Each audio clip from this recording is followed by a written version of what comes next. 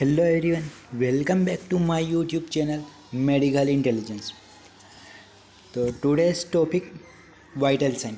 Vital sign क्या होते हैं, वाइटल साइन की डेफिनेशन क्या होती है, कौन कौन से वाइटल ऑर्गन्स होते हैं, कौन कौन से वाइटल साइंस होते हैं, और वाइटल साइन की नॉर्मल वैल्यू क्या होती है और किस लिए वाइटल साइन को यूज़ किया जाता है, पूरी डिटेल बताने वाले इस वीडियो में। बने रहिए हमारे इस वीडियो में अंत तक, और सभी नोट्स के साथ आप नोट कर सकते हो। तो सबसे पहले यहाँ पर वाइटल साइन की डेफिनेशन दे रखी है।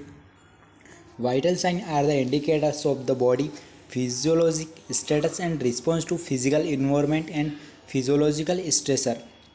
यानी कि वाइटल साइन जो होते हैं वो ऐसे इंडिकेटर्स होते हैं जिससे क्या है कि जो हमारी ह्यूमन बॉडी जो होती है उसकी फिजियोलॉजिकल स्टेटस एंड रिस्पॉन्स, यानी कि बॉडी रिस्पॉन्स कर रही है नहीं है, उसको चेक करने के लिए वाइटल साइंस का यूज़ किया जाता है, जिसमें physical environment and physiological stressor the vital और कोऑर्डिनल साइन।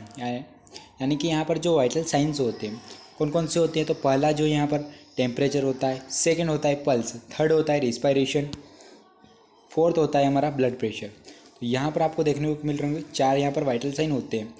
फर्स्ट होता है बॉडी टेम्परेचर, सेकंड होता है पल्स, थर्ड होता है रिस्पायरेशन, फोर्थ होता है ब्लड प्रेशर।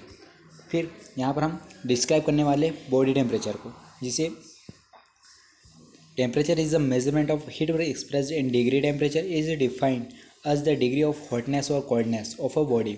तो जो बॉडी टेम्परेचर होता है वो हॉटनेस और कोल्डनेस पर जो है कि होता है, यानी हॉटनेस और कोल्डनेस, यानी कि फिर यहाँ पर the body temperature is the difference between the amount of heat produce by the body process at the amount of heat loss और एक्सटर्नल इन्वायरमेंट। यानी कि जो बॉडी जो होती है वो हीट प्रोड्यूस करती है, जो कि हमारे बॉडी का जो टेम्परेचर होता है वो हमारे जो बाहर का जो इन्वायरमेंट होता है उसमें एब्जॉर्व नहीं हो पाता है, जिसके कारण बॉडी का टेम्परेचर जो अलग होता है। फिर होता है नॉर्मल बॉडी टेम्परेचर, यहाँ पर दे रखा है ओरल्स का जो होता है बॉडी टेम्परेचर वो 37 डिग्री सेल्सियस होता है, और 9 फ़ारेनहाइट में जो होता है 98.6 फ़ारेनहाइट होता है। और रेक्टल यानी रेक्टल से जब लेते हैं या टेम्पेनिक से लेते हैं तो 37.5 डिग्री सेल्सियस होता है, और फ़ारेनहाइट में 99.6 डिग्री फ़ारेनहाइट होता है। और एक्सेलरी में 36.4 डिग्री सेल्सियस होता है, और फ़ारेनहाइट में 97.6 डिग्री फ़ारेनहाइट होता है। फिर आती है हमारी बीपी, जिसे ब्लड प्रेशर भी कहा जाता है। Blood pressure is the measurement of the pressure of force of blood agent the wall of your arteries. यानी कि ब्लड प्रेशर जो होता है यानी कि हम मेज़र करते हैं, यानी कि हमारी जो आर्टरीज होती है उनमें ब्लड फ्लो हो रहा है वो किस प्रेशर के कारण हो रहा है, यानी कौन कितना प्रेशर जो है कि लग रहा है ब्लड फ्लो होने में।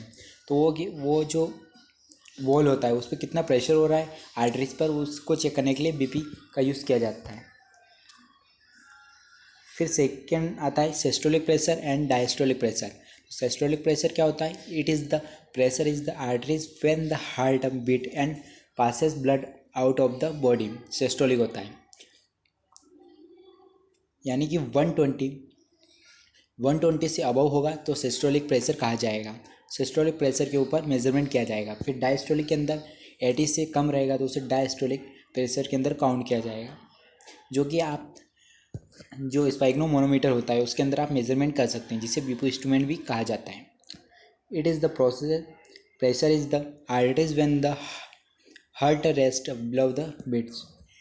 फिर नॉर्मल ब्लड प्रेशर दे रखा है यहाँ पर for the healthy adult 120/80 mmHg। तो ये नॉर्मल ब्लड प्रेशर होता है। The systolic pressure of the 120/139 mmHg और a diastolic pressure of 80/89 mmHg is considered a pre hypertension के अंदर आता है। फिर हाइपरटेंशन और high blood pressure is the blood pressure of 140/90 mmHg और हायर। यानी कि जब जब जब पेशेंट का ब्लड प्रेशर हाई हो जाता है तो वह हाइपरटेंशन की कंडीशन में चला जाता है, यानी कि 140/90 से ऊपर अगर ब्लड प्रेशर हो गया है तो हाइपरटेंशन की कंडीशन में कहा जाता है पेशेंट को। फिर हाइपोटेंशन यानी कि जिसमें ब्लड प्रेशर लो हो जाता है, जिससे 90 से 60 यानी 90 और 60 से नीचे चला जाएगा ब्लड प्रेशर, तो उसे हाइपोटेंशन के अंदर काउंट किया जाता है या फिर हाइपोटेंशन के अंदर पेशेंट कहा जाता है। फिर आता है respiration. Respiration is the breathing, it include the intake of oxygen and output of carbon dioxide.